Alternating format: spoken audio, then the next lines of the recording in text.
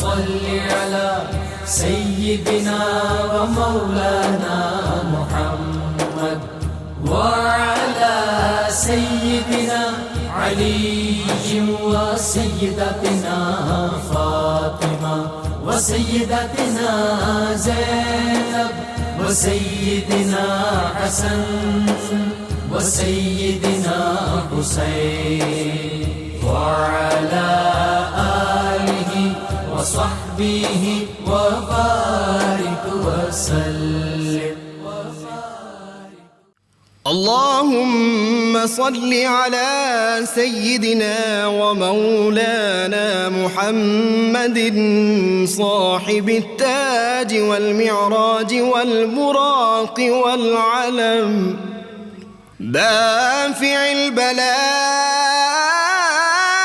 والوباء والقحط والمرض والألم اسمه مكتوب مرفوع مشفوع منقوش في اللوح والقلم سيد العرب والعجم اسمه مقدس معطر مطهر منور في البيت والحرم شمس الضحى بدر الدجى صدر العلا نور الهدى كهف الورى مصباح الظلم جميل الشيم شفيع الأمم صاحب الجود والكرم والله عاصمه وجبريل خادمه والبراك مركبه والمعراج سفره وفوق سدرة المنتهى مقامه وقاب قوسين مطلوبه والمطلوب مقصوده والمقصود موجود سيد المرسلين خاتم النبيين شفيع المذنبين أنيس الغريبين رحمة للعالمين راحة العاشقين مراد المشتاقين شمس العارفين سراج السالخين مصباح المكرمين محب الفكراء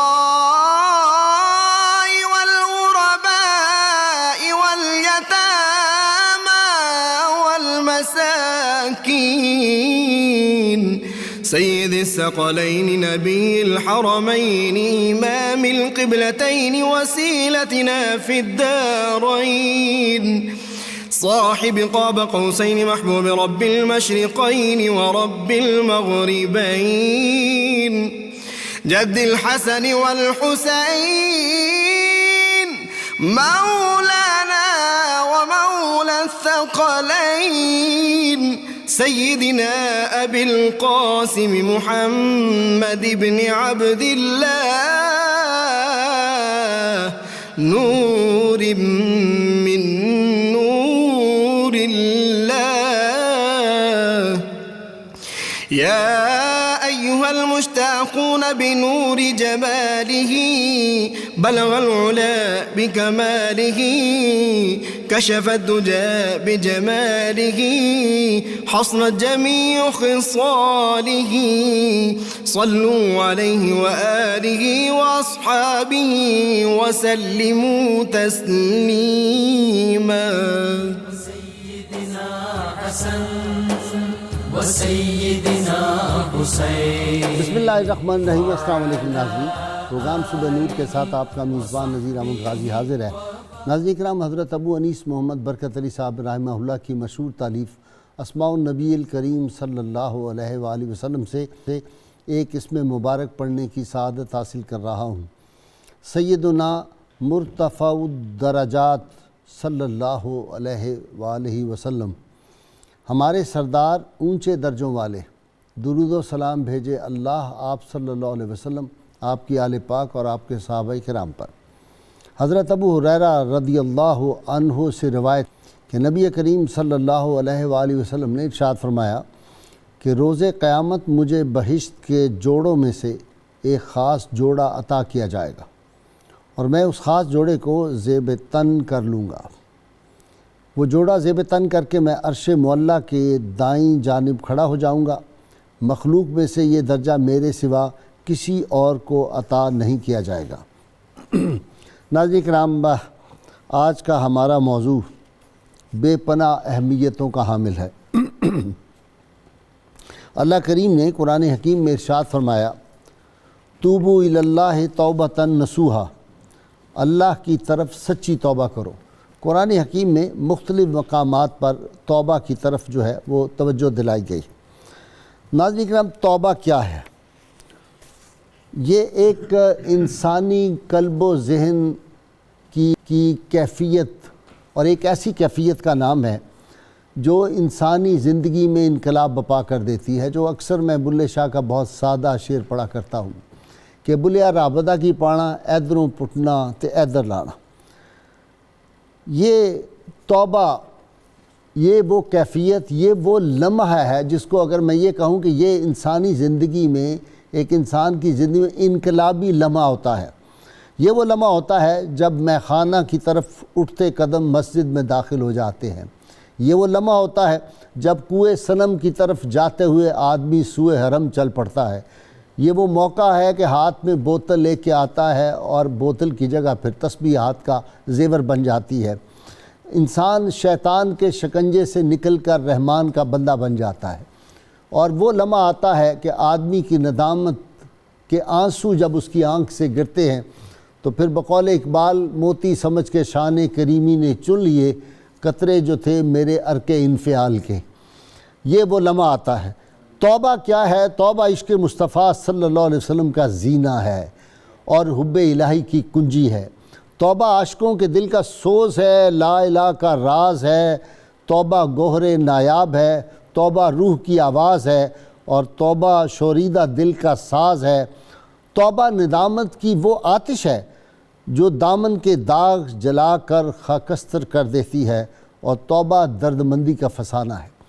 ناظرین کرام، توبہ کے بارے میں اہل معرفت کا کہنا یہ ہے کہ جب کوئی ایک نوجوان سچے دل سے بارگاہ رب العزت میں توبہ کرتا ہے تو پھر شرق و غرب سے جو قبرستان ہے اس کے درمیان 40 روز تک وہاں پہ عذاب بھی موقوف کر دیا جاتا ہے۔ توبہ نادانیوں کی تلافی ہے، اور توبہ ایمان کی تر و تازگی کا باعث بنتا ہے۔ توبہ جرموں کا تریاک ہے، توبہ دل مضطر کی آہ و فغاں ہے۔ توبہ خدا کے حضور نفس کی شرمندگی کا نام ہے۔ توبہ ظلمت کدے سے نکلنے کا نام ہے، اور یہ توبہ ظلمت کدے سے نکلنے کا نکارہ ہے، اور توبہ رفت پرواز کا سہارا ہے۔ توبہ سکون قلب مہیا کرتی۔ ناظرین کرام، ہم دیکھیں کہ توبہ کا لمحہ جن ہستیوں کو نصیب ہو گیا، سیدنا عبد القادر جیلانی رحمۃ اللہ علیہ نے تو خود فرمایا کہ 1 لاکھ جو بدکار تھے، زانی تھے، شرابی تھے، ڈاکو تھے، چور تھے، ان کو میں نے اپنے ہاتھ پہ توبہ کرائی اور پھر اللہ کے ولی بن گئے۔ وہ حبیب اجمی سود خور مشہور نکلتے ہیں، اور جب توبہ کا لمحہ آتا ہے تو پھر وہی حبیب اجمی وقت کے کتب بن جاتے ہیں۔ فضیل بن ایاز ڈاکو ہیں، اور ایسے ڈاکو نامور جن کے نام سے قافلے کانپتے تھے اور لوگ ڈر ڈر کے اس علاقے سے گزرتے تھے۔ وہ لمحہ جب آتا ہے، قاری قرآن ایک جو ہے وہ پڑھ دیتا ہے، الم یان للذین آمنوا ان تخشع قلوبہم لذکر اللہ، کیا ایمان والوں کے لیے وہ وقت نہیں آیا کہ ان کے دل اللہ کے ذکر سے ڈر جائیں؟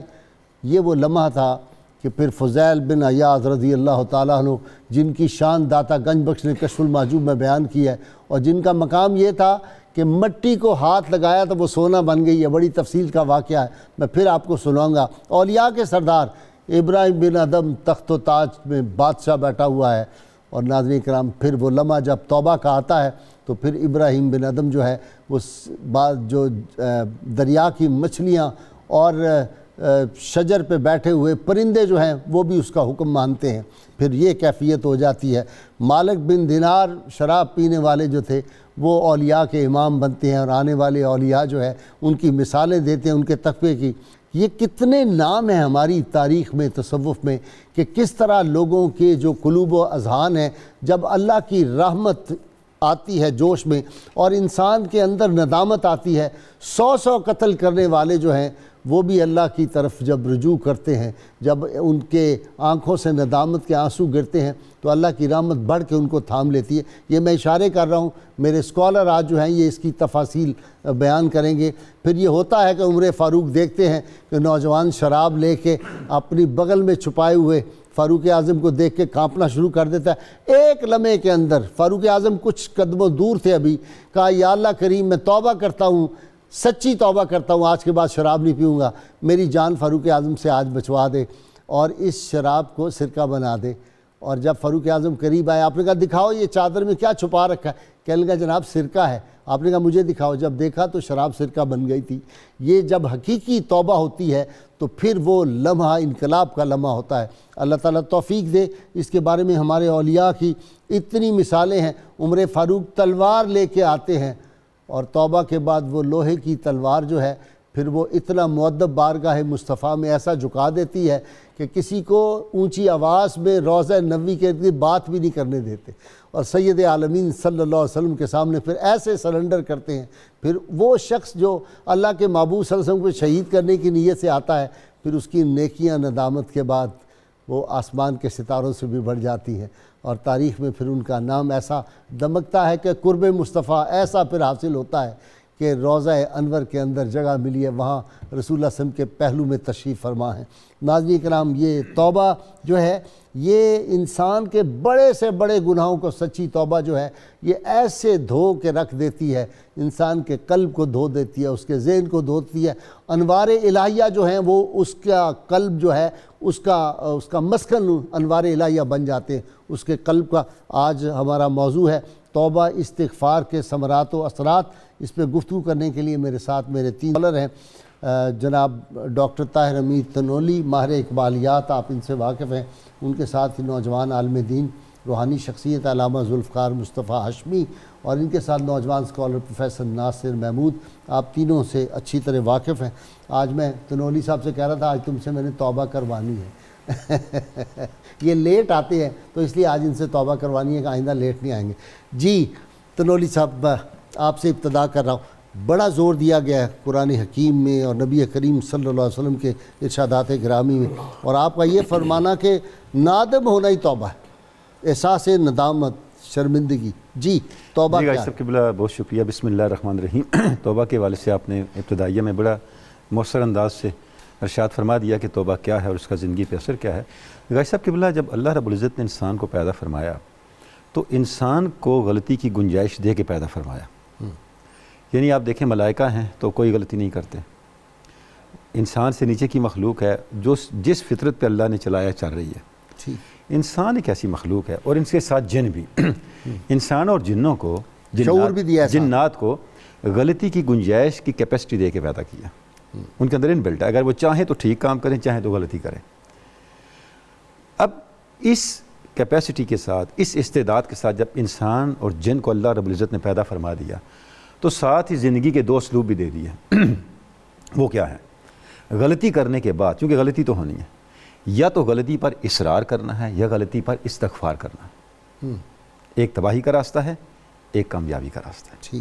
ہمارے جد امجد کا راستہ، سیدنا آدم علیہ السلام کا راستہ، غلطی پر اصرار کی بجائے غلطی پر استغفار کا راستہ ہے۔ سبحان اللہ۔ اس کا مطلب یہ نکلا نسل انسانی کا آغاز جس عمل سے ہوا وہ استغفار تھا۔ ٹھیک، پہلا عمل خیر ٹھیک، جو ارادی طور پہ ہوا۔ یعنی جب آدم علیہ السلام اور سیدہ حوا کو پیدا کیا گیا، ظاہر جنت میں اللہ رب العزت کے جو احکام تھے وہ اس طرح ان کی زندگی گزر رہی تھی، لیکن جیسے انہوں نے اپنے ارادے کو استعمال فرمایا، اس کے بعد جو پہلا عمل خیر قرآن مجید ہمیں بتاتا ہے وہ کیا ہے؟ وہ استغفار ہے۔ اس کا مطلب غازی صاحب قبلہ یہ ہوا استغفار ایک ایسا عمل ہے۔ دیکھیں اس ہمارے روزمرہ زندگی میں جتنے انسٹرومنٹ کام کر رہے ہوتے ہیں ان میں ایک چیز کامن ہوتی ہے، ماڈرن ٹیکنالوجی کی میں بات کروں، وہ الیکٹریسٹی۔ لوڈ شیڈنگ ہوئی، بجلی گئی، سارے انسٹرومنٹ خاموش ہو گئے، فنکشننگ ختم ہو گئی۔ غازی صاحب قبلہ استغفار ایک ایسا عمل ہے، یہ آپ کی زندگی کے ہر نیک عمل کی تازہ رہنے کی کا کرنٹ ہے. ٹھیک.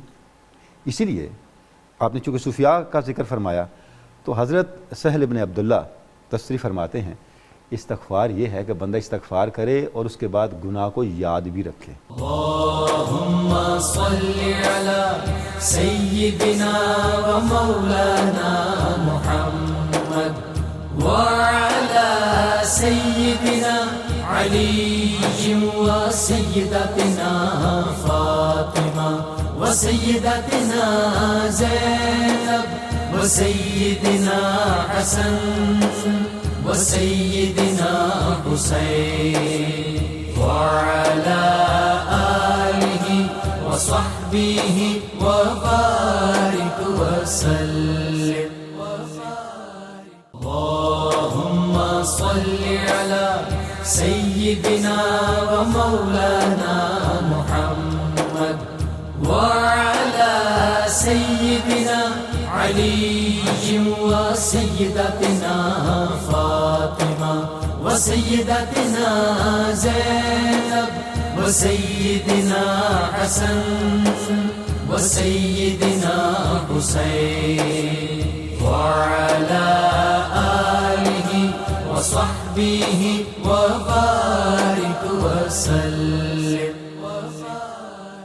ہاشمی صاحب، میں نے ایک نئی ٹرم میرے ذہن میں آئی کہ لمحہ خیر جب انسان کو نصیب ہوتا ہے تو پھر انقلاب بپا ہو جاتا ہے.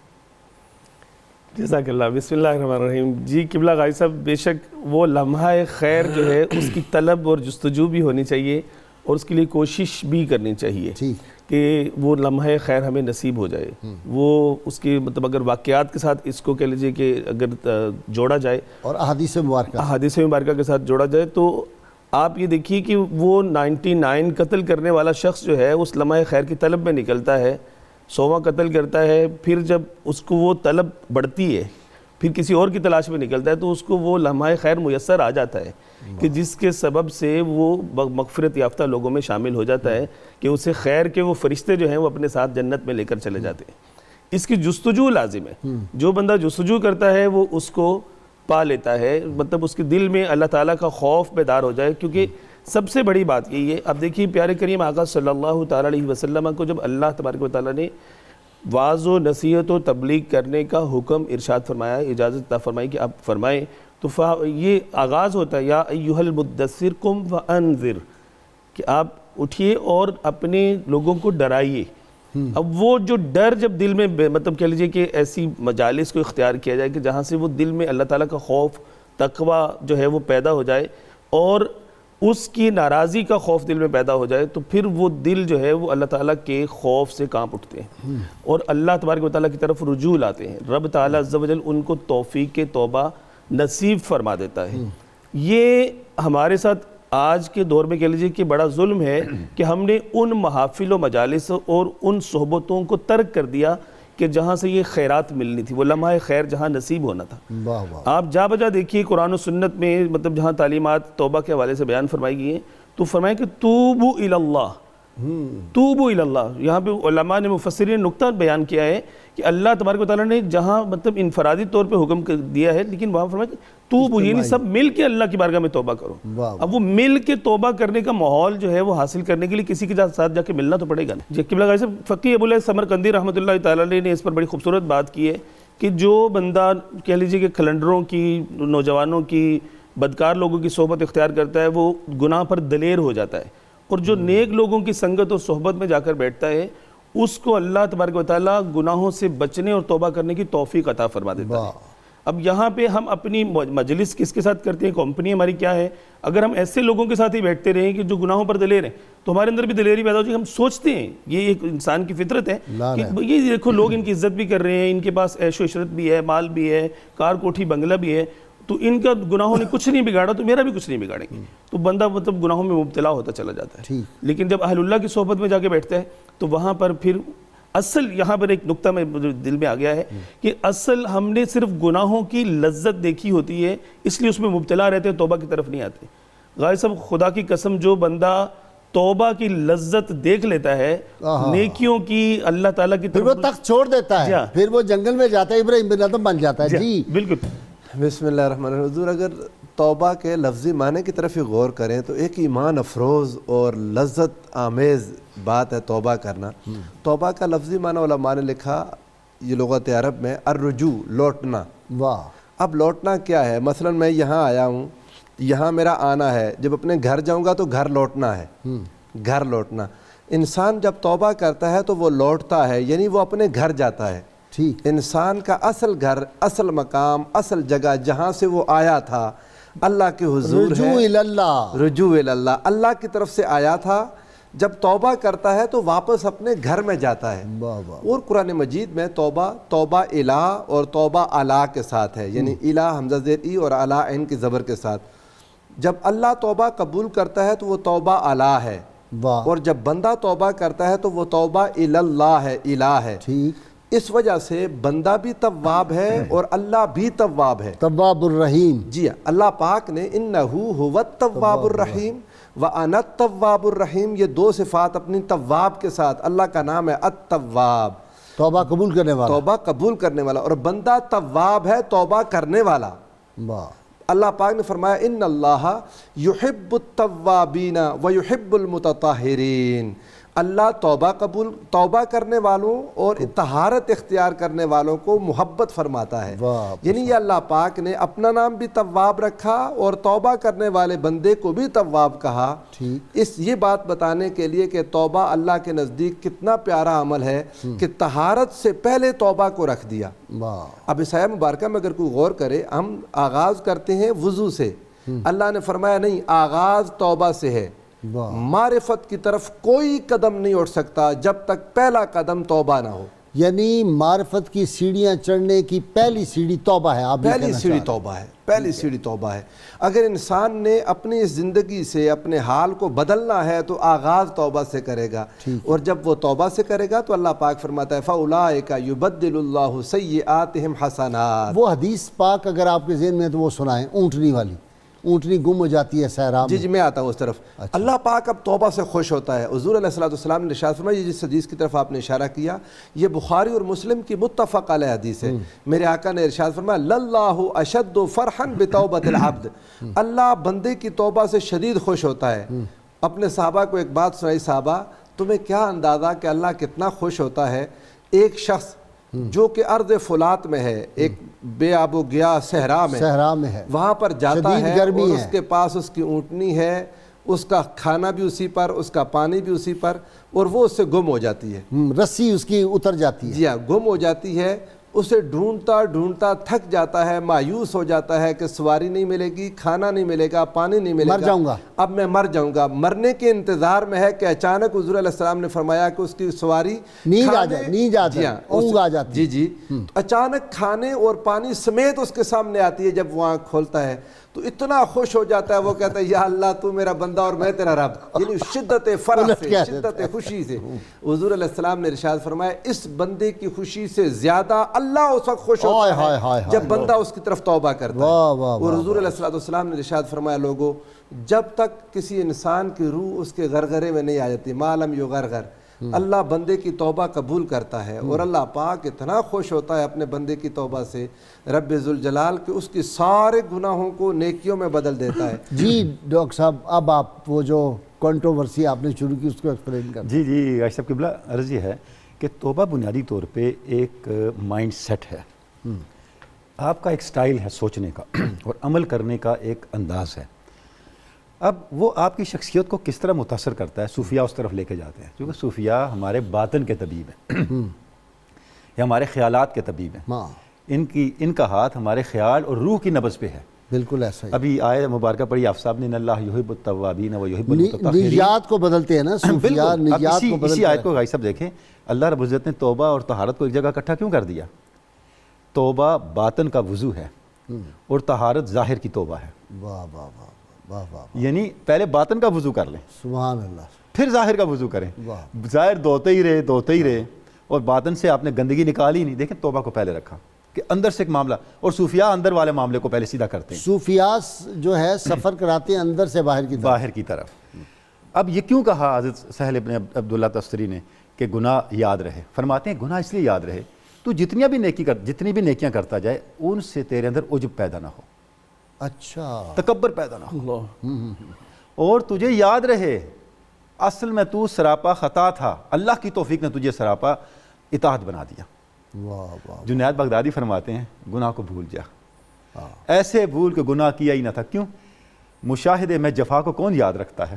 واہ واہ واہ جب اس کے حضور پہنچ گئے، جب معراج وفا پہ پہنچ گئے تو جفائیں پیچھے رہ گئی، واہ واہ اب ان کو نہیں یاد کرنا۔ واہ واہ۔ دونوں کا مقصود ایک ہی ہے، اور ایک کہتے ہیں کہ سچی توبہ کی یہ بھی نشانی ہے کہ گناہ کی یاد بھی بھول جاتی ہے۔ بھول جاتی ہے۔ اس کی وجہ یہ ہے کہ آپ کے خیال سے بھی محو ہو جاتا ہے کہ گناہ کرنے کی استعداد اور گناہ کرنے کی جو ارج ہے وہی من سے اکھیڑ دی جاتی ہے۔ صحیح ہے۔ یہ توبہ یہاں پہ لے کے آتی ہے۔ تو غازی صاحب قبلہ توبہ بنیادی طور پہ زندگی پوری کو متاثر کرتی ہے۔ ہماری زندگی کیا ہے؟ ہماری زندگی خطاؤں پہ آزمائشوں میں پڑ جانا اور اس کی عطاؤں پہ کامیابیاں پا لینا، یہ زندگی ہے۔ ٹھیک۔ جب انسان خطائیں کرتا ہے ان کا ازالہ توبہ سے ہوتا ہے، اور توبہ اس لیے ضروری ہے کہ ہر میں جو خطا سر بسجدہ ہوا کبھی تو زمین سے آنے لگی صدا، تیرا سر تو ہے صنم آشنا، تجھے کیا ملے گا نماز میں؟ ایسا ہی ہے۔ تو تیرا دل تو ہے صنم آشنا۔ تو غازی صاحب قبلہ انسان کی زندگی میں اللہ رب العزت نے ہم سے طلب یہ کی ہے کہ ہم محتاط ہو کریں، ہر مرحلے پہ توبہ کرتے رہیں۔ وجہ یہ ہے جیسے جیسے آپ اپنے باطن کی نگرانی شروع کرتے ہیں آپ کو اندازہ ہوتا ہے، اور آپ کی اپنی زندگی میں ایسے بہت سے واقعات ہیں، ایک چھوٹی سی چیز پہ گرفت ہو جاتی ہے، حتیٰ کہ منہ سے بولا ہوا لفظ گرفت کا باعث بن جاتا ہے۔ ایسی بات وہاں توبہ چاہیے۔ تو آپ سے نے ارشاد فرمایا، اور بار بار کرتے رہنی چاہیے۔ بار فرمایا میں روزانہ 70 مرتبہ توبہ کرتا ہوں۔ ہاں، غازی صاحب قبلہ، یعنی یہ اب جو 8 دروازے ہر وقت غازی کھلے صاحب ہیں۔ قبلہ دیکھیں، عرض یہ ہے قرآن مجید کو دیکھیں، یہ جو بات آپ نے موسیٰ علیہ السلام کی انڈیویجولی بتا دی، قرآن مجید نے اس اصول کو قومی سطح پہ بھی بتایا، اچھا قومی سطح پہ۔ حضرت یونس علیہ السلام، آپ کی قوم، آپ نے تبلیغ کی، اتنا عرصہ تبلیغ کی، قوم نے آپ کی دعوت کو قبول نہ فرمایا، نہ کیا، تو آپ اس قوم سے الگ ہو گئے۔ جب الگ ہو گئے تو قوم نے دیکھا یونس تو چلے گئے، وہ اکٹھے ہوئے، انہوں نے کہا بھئی وہ پیغمبر ہم سے چلے گئے، ان کی کوئی بات غلط نہیں ہوتی، ان کے جانے سے ہم پہ عذاب نہ آ جائے، توبہ کرو۔ سب لوگ گھروں سے نکلے، جنگل میں آ گئے اور اللہ کی بارگاہ میں سچی توبہ کی۔ مفسرین لکھتے ہیں ایسی توبہ کی اگر کسی نے کسی شخص کا چوری کا پتھر لے کے اپنے گھر کی بنیاد میں لگایا تو اس نے بنیاد اکھیڑ کے پتھر اس کے حوالے کر دیا، واہ واہ واہ واہ، وہ پتھر بھی نکال کے دے دیا۔ ہائے ہائے۔ اور ایسی سچی توبہ کی، اب پیغمبر سفر میں ہیں اور اللہ نے ان کی توبہ قبول کر لی۔ ہاں۔ اب غازی صاحب قبلہ اس واقعے میں دو چیزیں بڑی قابل غور ہیں، آپ نے ایک عجیب نقطے کی طرف اشارہ کر دیا۔ کون سی قابل غور ہے؟ ایک کا تعلق قوم یونس کے ساتھ ہے، ہاں، اور ایک کا تعلق یونس علیہ السلام کے ساتھ ہے۔ اچھا جب یونس علیہ السلام کشتی میں پہنچے تو آگے جو معاملہ ہوا آپ جانتے ہیں، ناظرین کو بڑا معروف واقعہ ہے، ٹھیک۔ حتیٰ کہ آپ کو کشتی سے دریا میں جانا پڑا، جیسے دریا میں گئے مچھلی کے پیٹ میں چلے گئے۔ اب وہاں آپ نے ایک دعا کی، لا الہ الا انت سبحانک انی کنت من الظالمین، اے اللہ تو پاک ہے، غلطی مجھ سے ہوئی ہے۔ اب غلطی کیا ہوئی ہے؟ یہ بڑی قابل غور بات ہے۔ غلطی یہ ہوئی ہے آپ نے اپنی قوم کی توبہ کا انتظار کرنے سے پہلے قوم سے الگ ہو گئے۔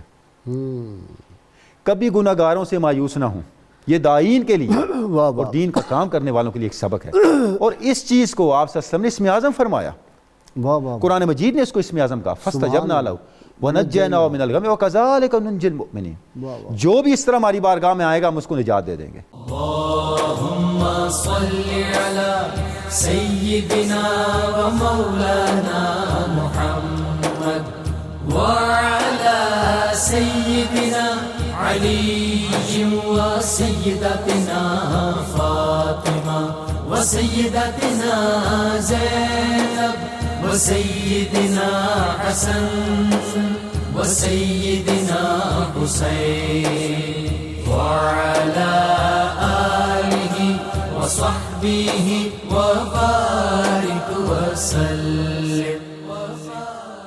اللهم صل على سيدنا ومولانا محمد وعلى سيدنا علي وسيدتنا فاطمة وسيدتنا زينب وسيدنا حسن وسيدنا حسين وعلى آله وصحبه وصحبه وبارك وسلم. سید علی المرتضیٰ شیر خدا نے دیکھا ایک آدمی آیا بدو، جلدی جلدی سے توبہ استغفار کی اور مسجد سے نکلنے کا. آپ نے کہا کہ یہ جھوٹی توبہ ہے. اس نے کہا پھر سچی توبہ کیا ہوتی ہے؟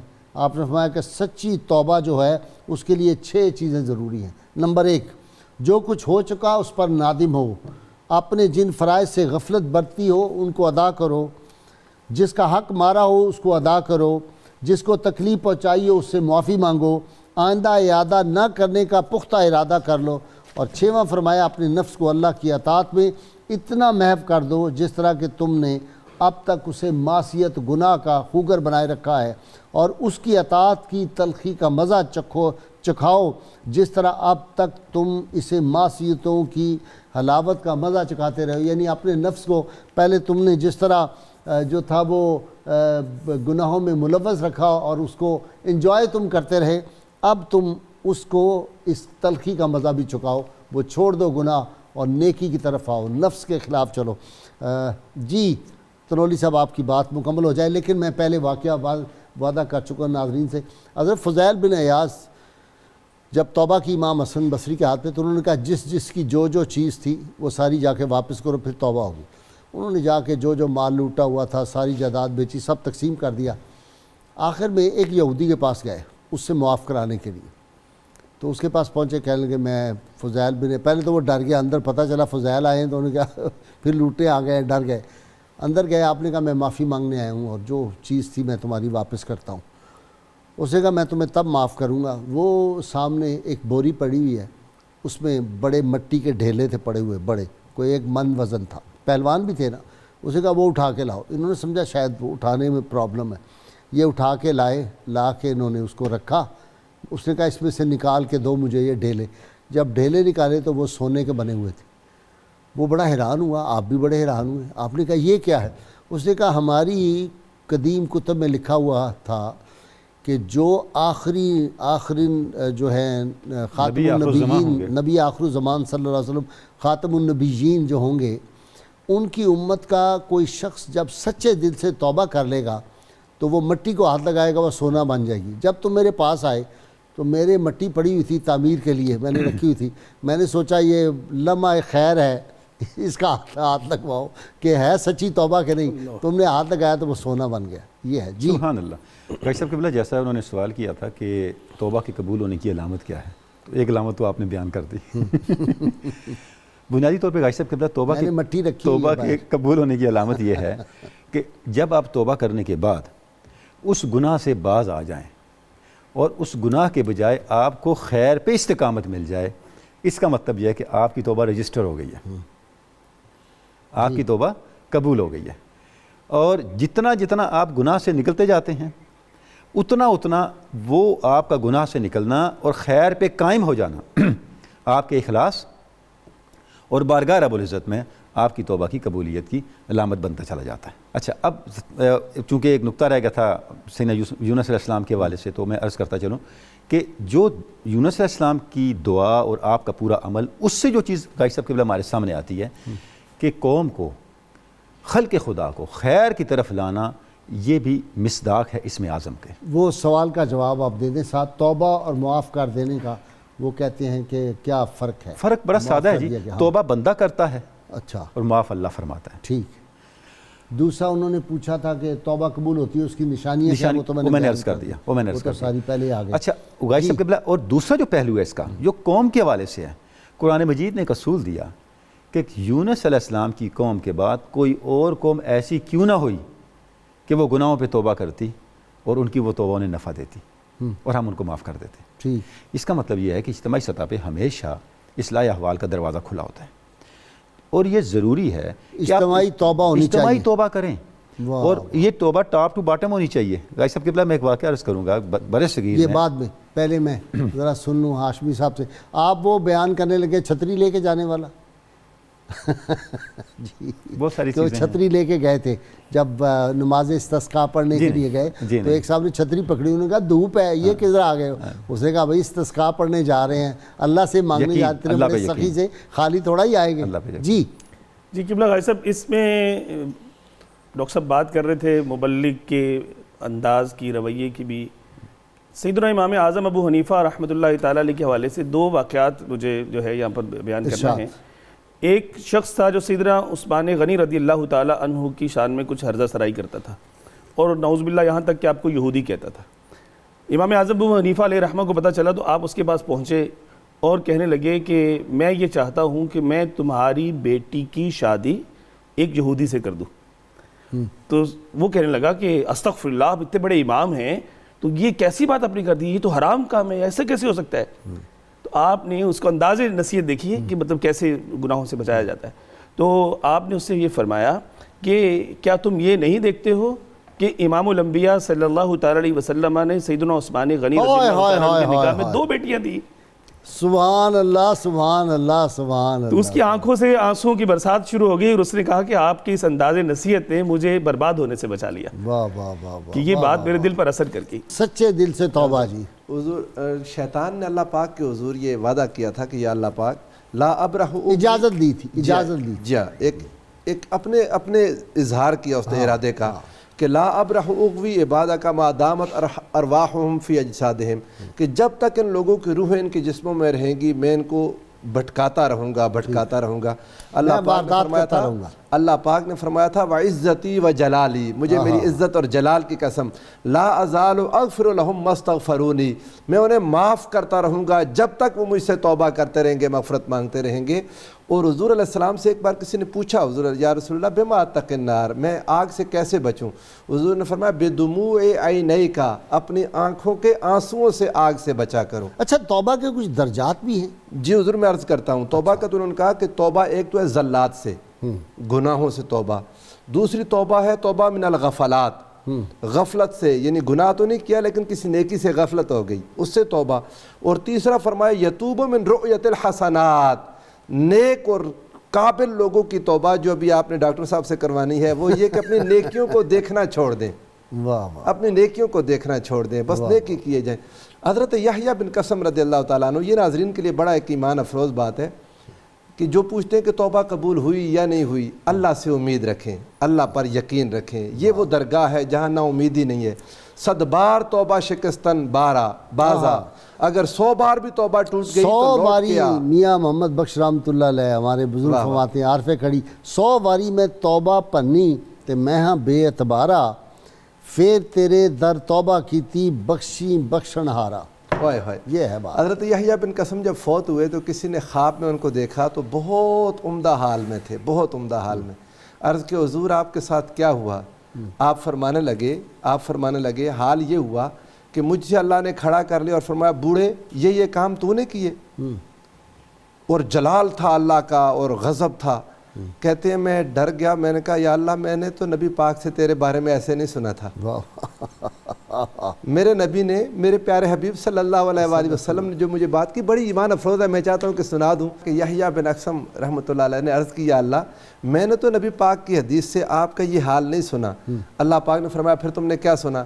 کہنے لگے کہ یا اللہ میں نے سنا عبد الرزاق سے، انہوں نے سنا معمر سے، انہوں نے سنا زہری سے، انہوں نے حضرت انس بن مالک سے، انہوں نے رسول اللہ سے، انہوں نے سیدنا جبریل امین سے کہ اللہ فرماتا ہے انا عند ظن عبدی بھی، میں تو اپنے بندے کے ساتھ ایسا ہی سلوک کروں گا جیسا گمان کرتا تھا.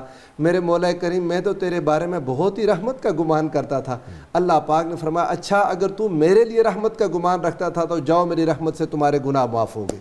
انسان کو اپنے رب سے امید رکھنی چاہیے کہ جب بھی توبہ کرے اللہ پاک پر یقین رکھے. حضرت سیدنا مولا علی المرتضیٰ کا یہ فرمان ہے کہ اللہ اس بندے کو توبہ کی توفیق دیتا ہی نہیں جسے وہ عذاب کرنا چاہے. اللہم صلی علی سیدنا و مولانا محمد وعلی سیدنا علی و سیدتنا فاطمہ و سیدتنا زینب وسیدنا حسن وسیدنا حسین وعلى آلہ وصحبہ وبارک وسلم. اللہم صل علی سیدنا سيدنا ومولانا محمد وعلى سيدنا علي وسيدتنا فاطمة وسيدتنا زينب وسيدنا حسن وسيدنا حسين وعلى آله وصحبه وبارك وسلم. رابعہ بصریہ نے بڑی خوبصورت بات کی جی اسی طرح کی.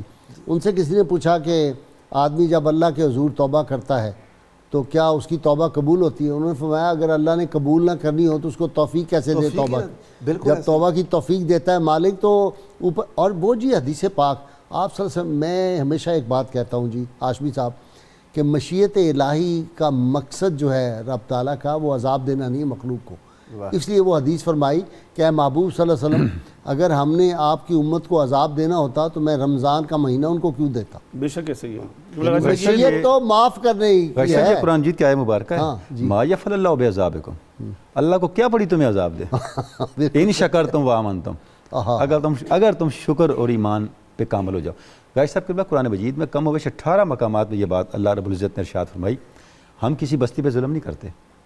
وما ظلمهم اللہ ولکن کانوا انفسهم یظلمون.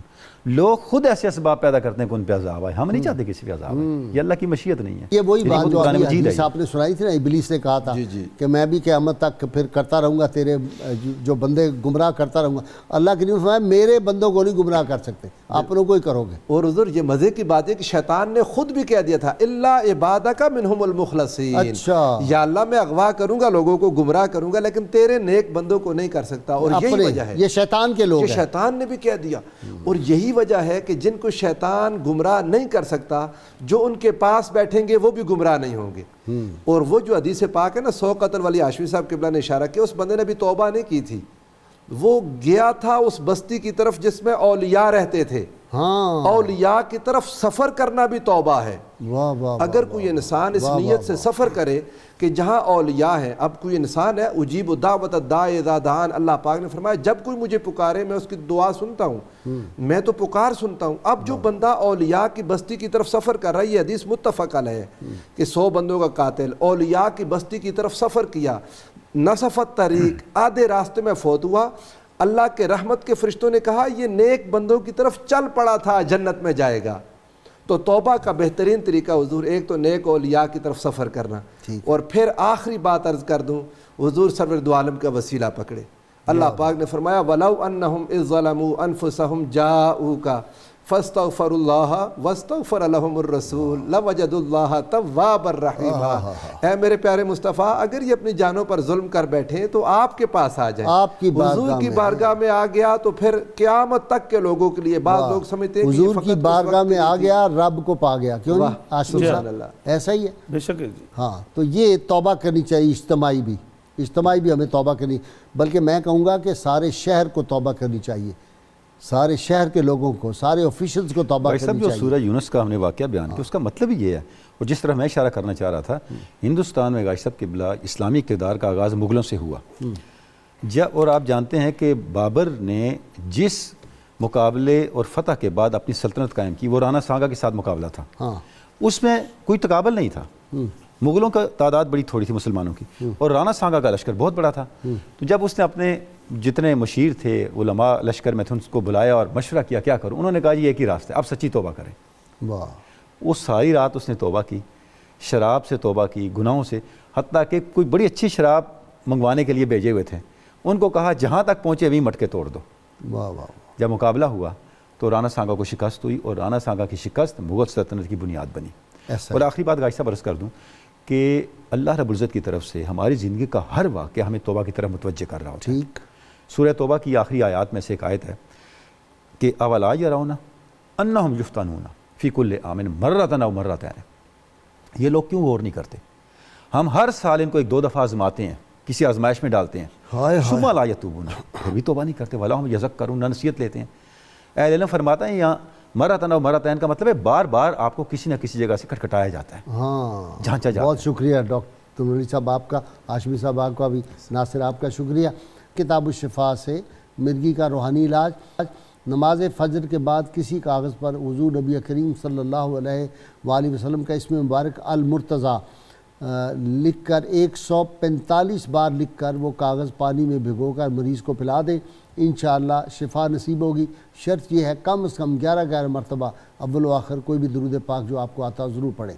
سیدنا علی مرتضیٰ شیر خدا فاتح خیبر ارشاد فرماتے ہیں، حقیقی توبہ یہ ہے کہ انسان اپنے گناہوں سے دل میں نادم ہو، زبان سے استغفار کرے اور آئندہ اسے ترک کرنے کا پختہ عزم کرے۔ اللہم صلی علی سیدنا و مولانا محمد وعلی سیدنا علی و سیدتنا فاطمہ و سیدتنا زینب و سیدنا حسن و سیدنا حسین وعلی آلہ و صحبہ و بارک وسلم۔